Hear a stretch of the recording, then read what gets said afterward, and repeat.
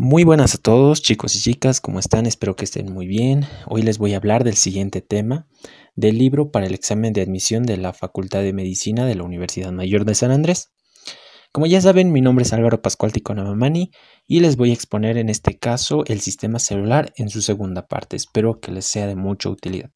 Bueno, comenzamos. Primeramente tenemos que definir, hemos visto en el anterior capítulo la célula eucariota como tal, y una de sus partes más importantes es la presencia de la membrana celular. La membrana celular la habíamos definido como una bicapa lipídica por la presencia de un fosfolípido y unas colas de lípidos, además de la presencia de proteínas y colesterol que forman parte de la membrana. Entonces, para comenzar debemos hablar un poco de historia, eso lo vamos a profundizar un poco más. Vamos a hablar sobre la historia. Este personaje, Hugh Dobson y James Danieli, mencionaron una teoría que era la teoría del sándwich, y como tal sí se parece a la membrana celular en un sándwich, es decir, con las dos membranas, las dos cabezas de fósforo que se parecen al pan, y los ácidos grasos, las colas de ácidos grasos que forman como que el interior del sándwich. Ok, entonces obviamente en el año 1935 se tenía poco conocimiento de la membrana celular. Ya por los años 1972, esto es muy importante, chicos, pregunta de examen, Singer y Nicholson demuestran, plantean el modelo del mosaico fluido. ¿A qué nos referimos con esto? Específicamente al mosaico fluido, ya que la membrana celular es como un conjunto de proteínas que están nadando en un mar de fosfolípidos. Entonces es un mosaico fluido por las características de la membrana que vamos a ver a continuación. ¿Cuál es la definición de la membrana celular? Bueno, chicos, también la llaman a la membrana celular plasmalema. En sí es una membrana que es semipermeable. ¿Por qué? Porque deja pasar algunas cosas y otras no. Y es selectiva específicamente por aquellas sustancias que le son de utilidad, son aquellas que van a pasar, y aquellas que no son de utilidad no van a pasar. Y esto depende mucho de las características de la membrana, es decir, la membrana va a ser bastante selectiva. Bueno, en cuanto a la composición, lo que les mencionaba, ahora vamos a profundizar un poco más en esto. Específicamente va a tener una cabeza y dos colitas. Las colas están formadas por un ácido graso saturado que forma parte del esqueleto de la cola, y un graso insaturado que también forma parte de la cola. Estas colas son hidrofóbicas, chicos, fóbicas, como que le tienen fobia al agua. Es por eso de que como tienen fobia al agua, y recuerden que el 70% del organismo es agua, estas van a huir del agua, y recordemos que afuera de la célula está compuesto con agua. Dentro de la célula hay bastante agua. Entonces estas colas, como le tienen fobia al agua, van a huir del agua. Entonces se van a hacer como el sándwich que les mencionaba al inicio. Se van a ir al medio y se van a quedar cubiertas por una parte que sí tolera el agua, que es la cabeza hidrofóbica, la hidrofílica. La cabeza hidrofílica quiere decir que tiene afinidad por el agua, está compuesta por un grupo fosfato y un grupo glicerol. Este conjunto de cabecitas va a formar como que un protector para la parte que es impermeable al agua, que serían la parte hidrofóbica de las colitas de ácidos grasos. Entonces recuerden, una cabeza de fosfato y los lípidos que se encuentran en el interior de la membrana. Eso es muy importante, chicos, la porción hidrofóbica y la porción hidrofílica, ¿ok? Entonces la composición de la membrana celular está compuesta por un 60% de proteínas. Entonces me dirían, pucha Álvaro, no manches, ¿por qué me decías de que está compuesta sobre todo por lípidos? Pues chicos, la membrana como tal, aquella propiedad que tiene la membrana de cubrir a la célula, la componen la mayor parte de los lípidos. Es que gracias a esos lípidos muchas sustancias no pueden pasar. Es por eso que mucha importancia se le da a los lípidos en la membrana celular. Pero las proteínas son aquellas que forman parte de esta barrera semipermeable, es decir, que gracias a las proteínas es que la membrana es semipermeable, ya que si es que solamente estuviera compuesta de lípidos, sería impermeable para muchas sustancias. Ya, pero de igual forma van a haber sustancias que son muy afines a los lípidos, como las grasas, gases disueltos, por ejemplo, el dióxido de carbono o el oxígeno, van a difundir directamente sin necesidad de las proteínas, como vamos a ver adelante, es porque tienen afinidad con los lípidos de la membrana. Pero estas proteínas, como les mencionaba, van a dar esa propiedad semipermeable selectiva a la membrana celular. y que le va a dar la característica de la célula de elegir qué es lo que puede ingresar y qué no puede ingresar según estas proteínas en su membrana. Estas proteínas, chicos, pueden ser integrales, es decir, que son transmembrana, es decir, pasan toda la membrana. Pueden ser periféricas, como estas células que podemos ver acá, que en sí solamente se encuentran en una cara de la membrana, ya sea externa o interna. Sobre todo interna, porque estas van a ayudar a lo que es la conformación del citoesqueleto. Es por eso que generalmente solamente se encuentran en el interior de la célula. Pero recuerden, las integrales o también denominadas proteínas transmembranales son aquellas que atraviesan la membrana, ya sea un poquito, ya sea todo, pero forman parte también del transporte. Y también tenemos proteínas de anclaje que no las mencionan en el libro, pero que están relacionadas con el citoesqueleto. Respecto a las proteínas, un 60% es proteínas porque la célula necesita que muchas sustancias pasen y salgan, es decir, un movimiento continuo. Es por eso que un 60% de estas proteínas conforman la membrana. Pero un 40%, chicos, esto es pregunta de examen, un 40% de los lípidos conforman la membrana, que le da la característica de impermeabilidad a las sustancias hidrosolubles. ¿Ok, chicos? Entonces, luego pasamos a lo que son los carbohidratos. Específicamente está compuesto por lo que son los glucolípidos, las glucoproteínas, es decir, este prefijo de gluco le da a la membrana la propiedad de tener carbohidratos en su membrana, ¿ok? Pero en su conjunto a estas glicoproteínas, a los glicolípidos se les denomina glicocálix. Es decir, a todos los carbohidratos que se encuentran fuera de la membrana se le denomina glicocálix, que específicamente pueden ser glicolípidos y glicoproteínas. En el libro, chicos, menciona que no es un 40%, es un 35%, y recuerden que debemos acordarnos eso en base al libro de referencia, ¿no? Que en este caso es el libro de la facultad. Y en un 5% a lo que son los carbohidratos. 35 más 5, 40 más 60, 100% de composición. Proteínas, lípidos y carbohidratos. Específicamente los carbohidratos son oligosacáridos, es decir, no son grandes cadenas de carbohidratos, son medianas cadenas de carbohidratos, ¿ok? No son monosacáridos ni tampoco son polisacáridos, son oligosacáridos, como que un intermedio entre mucho y poco, ¿ok? Entonces, ¿cuál es la función, chicos, del glucocálix? Para que no nos olvidemos, repásenlo, se los dejo acá en la diapositiva, es de reconocimiento de estructuras, por ejemplo, de los antígenos, tiene mucha relación con lo que es la señalización entre células, específicamente también entre células existe lo que es la adhesión, entonces tiene una función de adhesión y otra función que es de protección, ¿ok? Reconocimiento, adhesión y protección. Y también se les denominan a estas proteínas que permiten el paso, se les denomina carrier, así les denomina el libro, ¿ok? Entonces vamos a ir desglosando un poco esto, ¿ok? ¿Cómo es el transporte celular a través de la membrana? ¿Cómo es el transporte celular a través de la membrana? Las propiedades. Primero debemos entender que una de las propiedades de la membrana celular es de que existe fluidez. Como podemos ver en el gráfico, varias sustancias van a fluir. No solamente el agua, no solamente solutos, diferentes sustancias van a estar en movimiento, en continuo movimiento según los cambios que se tenga dentro o fuera de la célula. Luego tenemos lo que es la permeabilidad selectiva, lo que les mencionaba. Es decir, va a dejar pasar algunas cosas y no va a permitir que pasen otras cosas. Esto en base a la homeostasis. Entonces me preguntarán, Álvaro, ¿qué es la homeostasis? La homeostasis, chicos, es el equilibrio. Es decir, para que la célula se encuentre estable, tiene que estar en constante equilibrio. Entonces, la permeabilidad selectiva va a dejar pasar cosas o no va a dejar pasar cosas en base a su equilibrio para que la célula se encuentre bien. ¿Ok? Entonces, ¿qué es lo que aquí vamos a ver? Les mencionaba que tiene una cabeza que es hidrofílica y unas colas que son hidrofóbicas. Entonces van a tener estos tipos de movimientos, chicos. Y los que más vamos a resaltar específicamente es la rotación, la flexión y la difusión lateral, y además de un movimiento de flip-flop menciona. Una rotación que es específicamente se puede dar tanto en colas como en la cabeza, y la difusión lateral, chicos, difusión lateral como se ve en las flechitas puede ir de izquierda a derecha, las cabezas y las colas. Es por eso que los que están marcados con moradito se pueden dar tanto en la cabeza y en la cola. pero solamente este movimiento de flexión y el de flip-flop se puede dar en las colas. ¿Por qué? Imagínense que existe un movimiento de flip-flop entre las cabezas, se separaría y la membrana se rompería. Entonces, como les mencionaba, este modelo de sándwich que mencionaban es muy importante.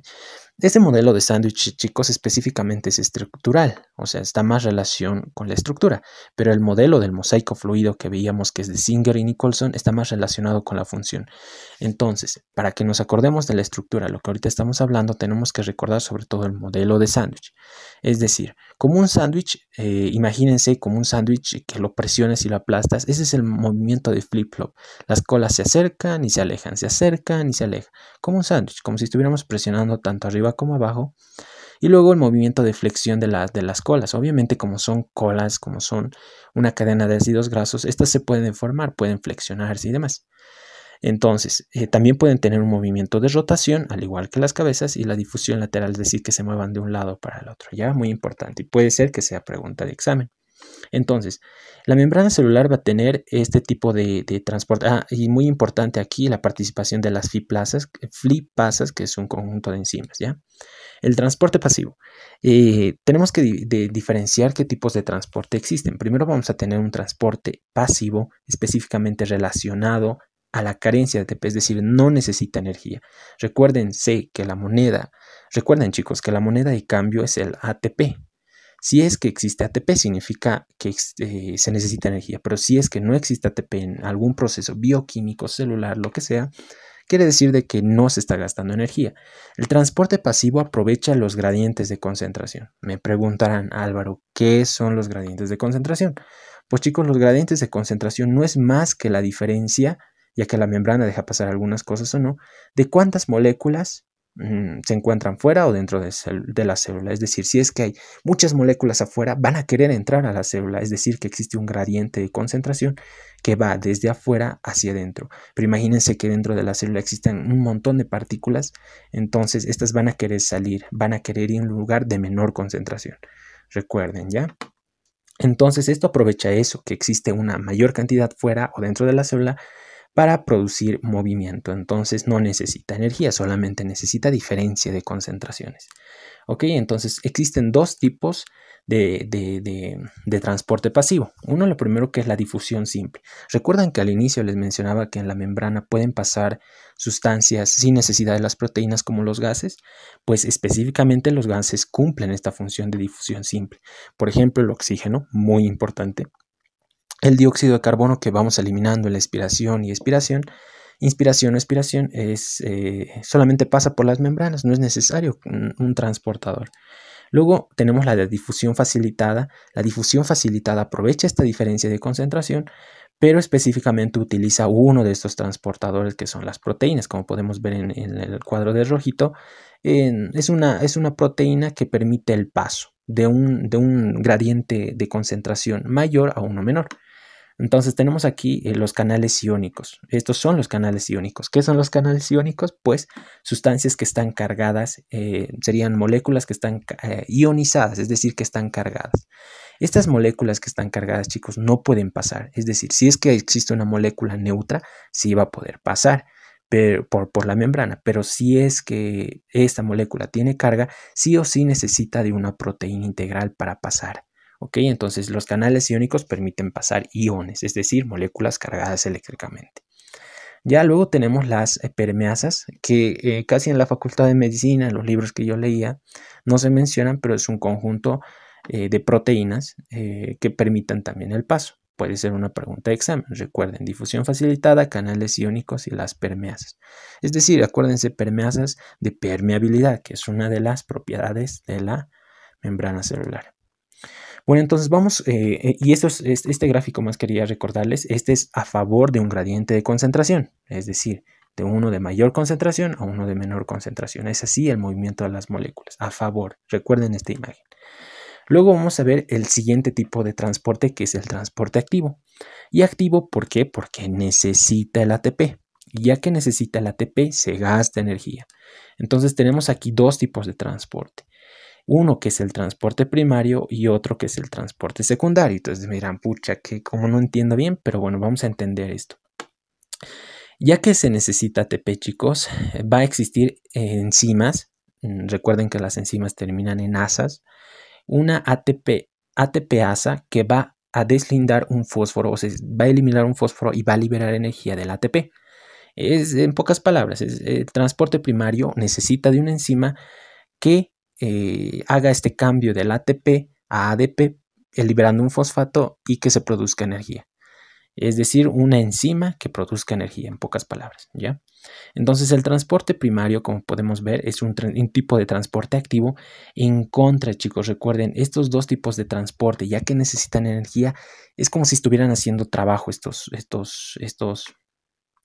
transportadores y se les está pagando, ya que están realizando un trabajo. No es como que los otros bien flojos, los otros transportadores que veíamos antes, que no necesitaban energía porque aprovechaban el gradiente de concentración. Pues en este caso el transporte activo está jalando en contra, es decir, de uno de menor concentración a uno de mayor concentración, está jalándolo en contra.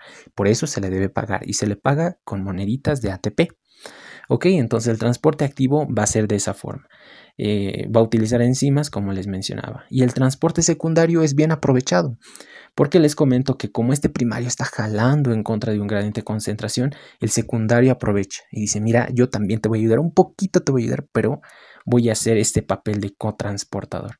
Es decir, como esto está jalando en contra, una molécula aprovecha este movimiento y puede sacar o meter, depende si es que es antiporte o sin porte. Sin porte, antiporte, contratransporte, también hay algunos términos que vamos a ir aclarándolo. Entonces puede ser sin porte si es que es una molécula solamente y antiporte si es que va en contra. O sea, sin porte que va con él y antiporte que va en contra. Es decir, que no va junto con él. Esta molécula en el transporte activo va desde aquí hasta acá. En el sin porte va a ir de igual forma, aprovechando esto. Pero en el antiporte va a ir en contra de esto, como podemos ver en este otro transportador. ¿Ok? Eso es muy importante, chicos, espero me hayan entendido. ¿Cuáles son los ejemplos del transporte activo? Tenemos la bomba de protones, específicamente relacionada con los hidrógenos, casi no se la menciona. La bomba de calcio, que específicamente bombea calcio de dentro de la célula a fuera de la célula. Y recuerden que fuera de la célula hay mayor cantidad de calcio, entonces está cumpliendo este transporte primario. ¿Ok?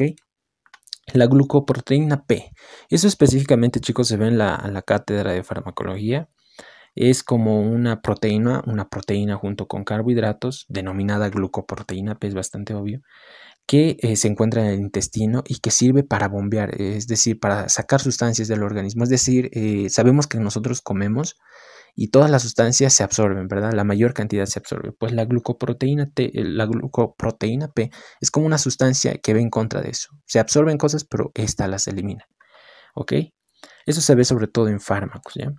Y tenemos la más importante, por eso se los he marcado con rojito, que es la bomba de sodio, la bomba de sodio-potasio. La bomba de sodio-potasio es como en esta imagen podemos ver, es una proteína transmembranal o proteína integral que específicamente, como les decía, hace transporte activo, está yendo en contra de un gradiente de concentración.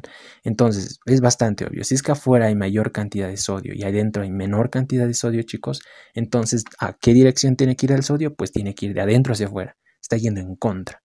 Y va a sacar, recuerden, 3 sodios. Y el paso de afuera hacia adentro, es decir, de una concentración mayor de potasio. Recuerden que la concentración mayor de potasio se encuentra dentro de la célula, sodio fuera y potasio dentro. Entonces viene en contra. Tiene que ir de afuera hacia adentro porque adentro hay mayor cantidad de potasio y le cuesta más entrar. Entonces está cumpliendo y se le paga con ATP. Este tipo de proteína, que es muy importante para la homeostasis celular, tiene que sacar 3 sodios y meter 2 potasios. Y como podemos ver en la imagen, el ATP se intercambia por un ADP, es decir, se elimina un fósforo, se separa un fósforo del ADP y se libera energía para poder producir lo que es el intercambio como tal. Y recuerden que el gradiente de concentración de sodio va de una concentración mayor a una concentración menor y va sacándolo. Y mientras que en el potasio es contrario. Va a sacar va a meter 2 potasios y va a sacar 2 sodios, ¿ok? Eso es lo más importante respecto al transporte activo. ¿Y qué es lo que les quería mostrar? Pues esto. Mientras tanto, chicos, un meme. Mientras tanto, fuera de la membrana celular, el sodio dice, después de todo lo que les he explicado, soy yo. ¿Me pueden dejar pasar? Bueno, continuamos. Un meme más, chicos, para que se distraigan, para que se relajen. March, creo que odio la bomba de sodio potasio. Porque muchas veces, ¿no? Yo, honestamente, chicos, cuando leía las primeras veces, porque esto no ha entrado a mi examen de admisión, a lo que recuerdo, me ha costado mucho entender en histología. Pero bueno, chicos, continuamos. En cuanto a las propiedades, ya les he mencionado estas dos. Existen otros tipos de transporte que serían transportes especiales a través de que necesitan transportar moléculas grandes y sí necesitan ATP, chicos, porque están formando vesículas. Estas vesículas específicamente pueden ser por medio de la fagocitosis, pinocitosis o endocitosis mediada por receptor. Vamos a ver cada uno de estos. Las moléculas grandes pueden salir de la célula o entrar a la célula. Si es que una molécula, una vesícula está formada dentro de la célula y se saca afuera, entonces estamos hablando de exocitosis, exo, fuera.